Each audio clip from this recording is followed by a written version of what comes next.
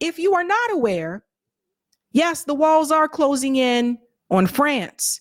It appears that right now, as we speak, France is collapsing. That's right. The French government is in an official collapse. And I don't really mean to laugh, but this is all on Emmanuel Macron. We're going to get started here and talk about this collapse that started just recently. And then we're going to backtrack and we're going to discuss where this all began. Don't forget, it was in July that Emmanuel Macron made the decision to hold a snap election to try to get things to move his way. Now, he thought by doing this, this would give the centrist party in France more power, but that backfired, fam. It backfired, and it actually gave the right more power. So there was this coalition of leftists that came together to push back against the right. That left coalition was able to win, but they did not get the majority in the House. That's a little bit of the back info so you can understand how they got here. And is France even going to have a prime minister? Let's get into that here. In the end, it wasn't even close. Members of France's National Assembly had two choices: vote to bring down the government or abstain. Don't vote at all. Hitting 288 would mean the government collapses. In the end, they had 331 from the left and the right, a clear majority. For the first time in more than 60 years, the country's government has been ousted. So all of this has led to a couple of big things. One, France's prime minister resigned. But two, the president, Emmanuel Macron, is as defiant as ever, accusing his opponents of acting against the interests of the country and vowing to build a new government from the ground up. Je nommerai dans les prochains jours un premier ministre. Except what escalates all of this to crisis levels is that the country has to figure out how to avoid economic disaster. Because for years, France had already been driving towards a steep financial cliff. And despite reassurances from the president, the steering wheel to the car just popped off. And this is actually, I think, one of the reasons Emmanuel Macron had decided to increase the retirement age. I started covering France last year when the protests were happening in France. People were protesting because they were like, hell no, you're not raising our retirement age. You know, we want our pension, we want our retirement. And so he decided to, I guess this is like an executive order, he decided to increase it by 2 years. Well, when something like that happens in France, the people hit the streets. It's very different than here in the US, right? Like, and I mean, the people, only like all the damn people hit the streets. They were burning down buildings. They were just like, hell no, you are not going to make us work longer. And I get it. I totally get it. I understand, right? So the French people have not been happy with President Macron. And I think when he made that decision, well, let's continue to increase the retirement age, it almost kind of seemed like that could have been his way to answer for the debt. Like France has a lot of debt and the economic issues there. But I don't think that that was going to fix the problem at all. Let's continue. The vote to bring down France's government takes on a whole different meaning when you understand how much trouble France's economy is in right now. Racked up debt. France is in huge debt. Spiraling debt. First, let's talk about the country's debt. 3.2 trillion euros and rising. For reference, that's more than double what EU regulations set as the debt cap for its members, 60% of GDP. And the comparison to Greece? For a brief time, France's borrowing costs actually exceeded those of Greece. And that economy has been scarred by crippling debt for years. France is currently under a lot of pressure from the European Union because of its spending. And this economic uncertainty translates into planning insecurity for business and for investors. And this is very bad for the economy. To be clear, when your economy is being compared to the economy of Greece, you're in bad shape. And let's talk about GDP. Growth in France has been quite stagnant. If we look back to 5 years ago, there was the pandemic, and then there was the recovery. But ever since then, and especially in the last 2 or so years, France has consistently fallen short of the 2 to 3% growth most economists agree is where a country wants to be. So let's talk about Macron here for a second, because Macron was a financier. So you would think that someone that worked in finance for all those years would actually know what they're doing when it comes to the economy of the country that they're trying to lead. No, it turns out no, he didn't. The debt is simply too high and the deficit is too high. And in order to bring those down, bring the deficit down, France has to cut expenditure and also would need to increase taxes to some extent. But here's the problem. In trying to solve this issue, the government made the debt problem worse. Macron wants to spend $9.3 billion over the next 4 years to tackle poverty. In Macron's first term, he was pushed by a sweeping protest movement to put billions of dollars of public money into people's pockets. Minimum wage went up, tax increases were pulled away.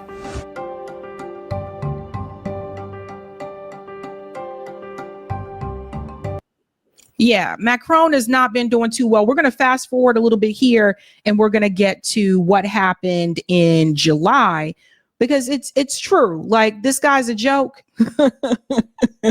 He kind of reminds me as the Obama of France in a way. I think I'm going to start right about here. Yes. What happened in July? Ultimately, make everything worse. Back in July, when Emmanuel Macron thought he could consolidate power by calling a snap. The snap election. The snap election. Snap election. He actually just shot himself in the foot. Macron's centrist bloc came second, not enough for his gamble to have paid off. Marine Le Pen's far-right Rassemblement National, the National Rally Party, only got stronger, winning many more seats. To keep them at bay, the left, under the new banner of the Nouveau Front Populaire, scraped together an uneasy coalition, holding the most seats but no majority. Pause. This is something I want to point out, and I want to make a comparison here. Okay. So Macron wanted to basically give the centrist party, let the centrist party have more power. But in doing that, that actually empowered and emboldened the right. Does that sound familiar?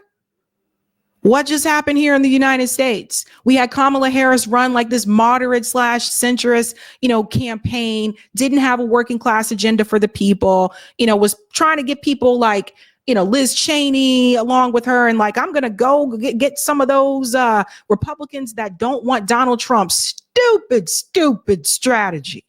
Dumb strategy. Kamala Harris trying to embrace those that are Republicans, but supposedly may not want Donald Trump, not thinking about the fact that most people are going to vote their party in the end anyway. Instead of embracing the left, look at the left coalition that came together here in France, right? All these people came together, different parties, but came together and said, oh, hell to the no. We're going to get together and we're going to push back against the national rally. We're pushing back against the right. So Macron should have been trying to work with and embrace the left coalition, but he wanted to remain in the so-called center, and that only empowered the right. So when we compare it to what just happened here in the United States, Kamala Harris ran this, milquetoast, centrist, moderate campaign, was more willing to appeal to like these lukewarm Liz Cheney, whatever, neocon Republicans, instead of embracing the left, the progressives in this country, the people who had, this idea of a working class agenda, instead of listening to people like a Bernie Sanders, instead of listening to people that were for the universal policies, instead of embracing those people, she was willing to even lose. And what happened to Macron? He lost. Like, his party came in second. So this is a lesson that everybody needs to see. If you are quote unquote in the center or whatever, trying to empower and build up that center, all you end up doing in the end is empowering the right. That's what happened in France, and that's what happened here. So look how Donald Trump won. He won the popular vote and he won every swing state. If Kamala Harris would have had some type of working class coalition, and there's a whole bunch of other things, I don't think she was the right candidate anyway. But what I'm saying is they weren't running on a populist message. They weren't running on a working class agenda. They were willing to say, I got an endorsement from Dick Cheney. I'm approved by Goldman Sachs. They were willing to do that and lose instead of trying to embrace the left coalition here. And stuck in the middle, Macron's centrists. And this is where Macron had a problem. He needed to appoint a prime minister who, in the French system, is basically in charge of everything domestic, including budgets. The president handles defense and foreign affairs. Michel Barnier was the eventual choice, tasked with somehow finding a path forward for the French economy. And his appointment, though not most people's first choice, given how fractured Parliament was, largely went through because he was seen as capable. I don't think there was ever an issue with Barnier himself. He was quite a respected figure by many political parties. Don't forget that he was hailed for being an excellent chief negotiator for the Brexit agreement. But that all ended when the rubber really hit the road. Budget time.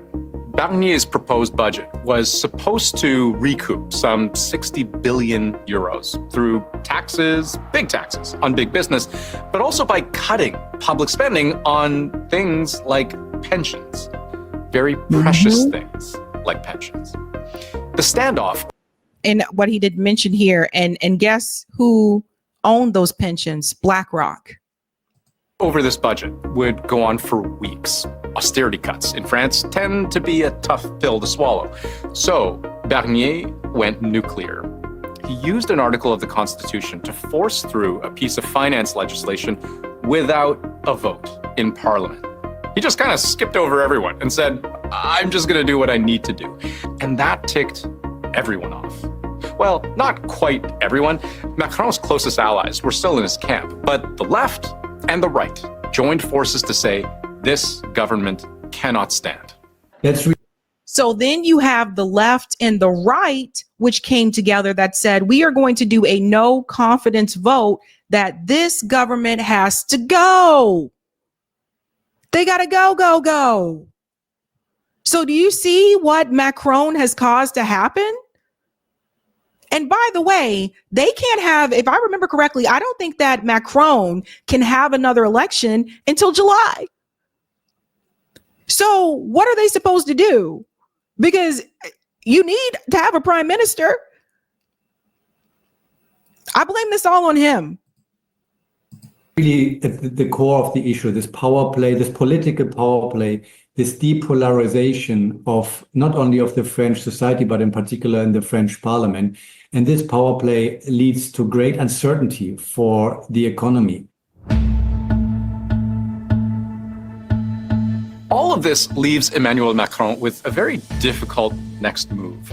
He can't call an election because the Constitution forbids him from doing so, having just called one in July.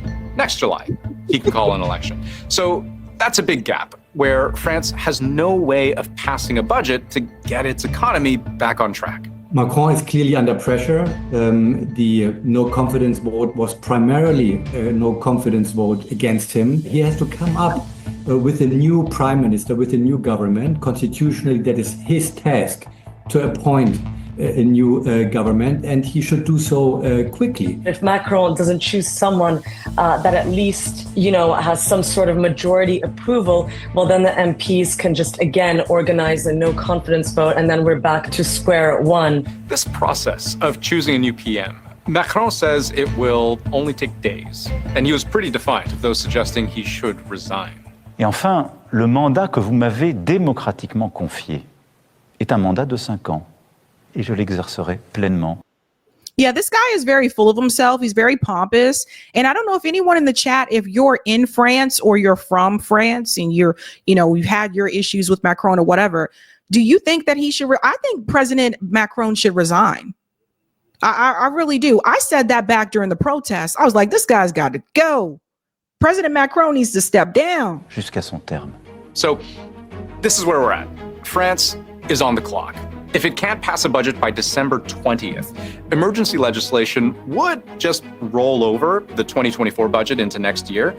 But there's a consensus out there that you can't fix France's current day problems with yesterday's solutions. And until they figure that out, we have Macron once again trying to pick up the shattered pieces of a failed election gamble and a French economy that is in really rough shape.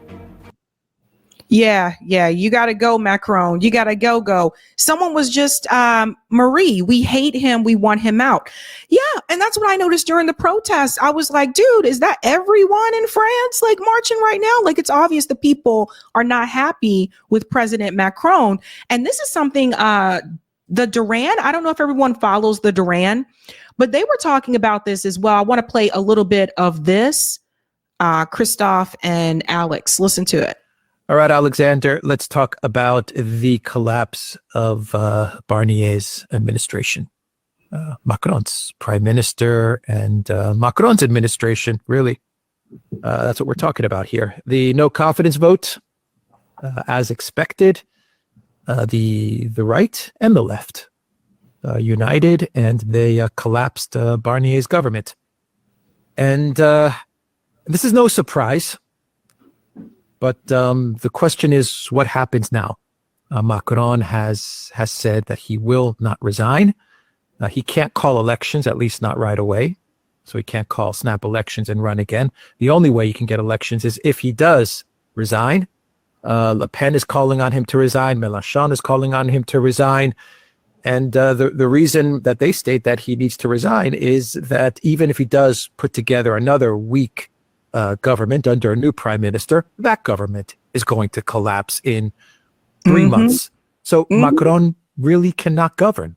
And I believe he is going to be in office until 2027, I believe. So what does France do? You have 2 years now with a president that can't put together a government, refuses to resign and step down, at least at the time of the recording of this video. He's refusing to step down. Things may change, but you have a country that cannot be governed. What happens now?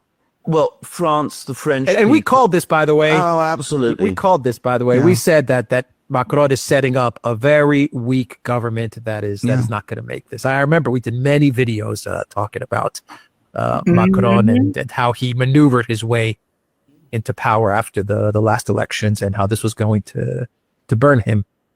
Alex and Alex. I keep saying Alex and Christophe. They're both Alex, but this is Alex Christophe. And that's what we have now.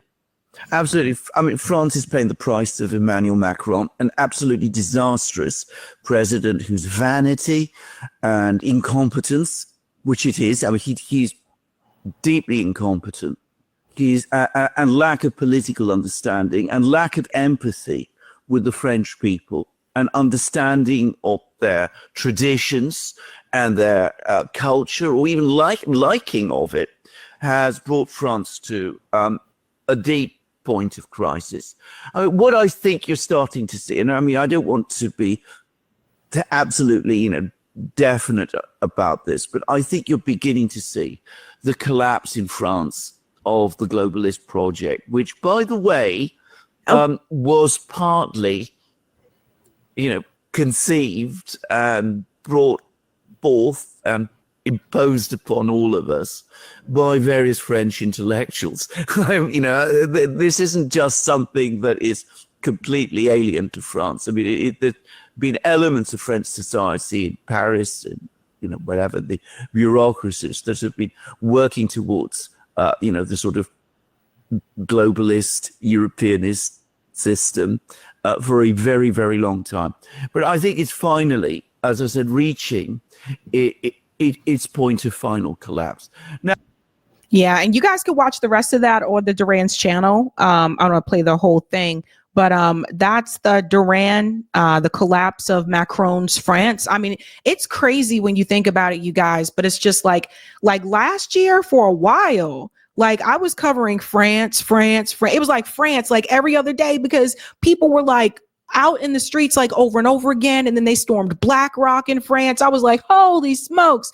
Like, the people obviously have had enough.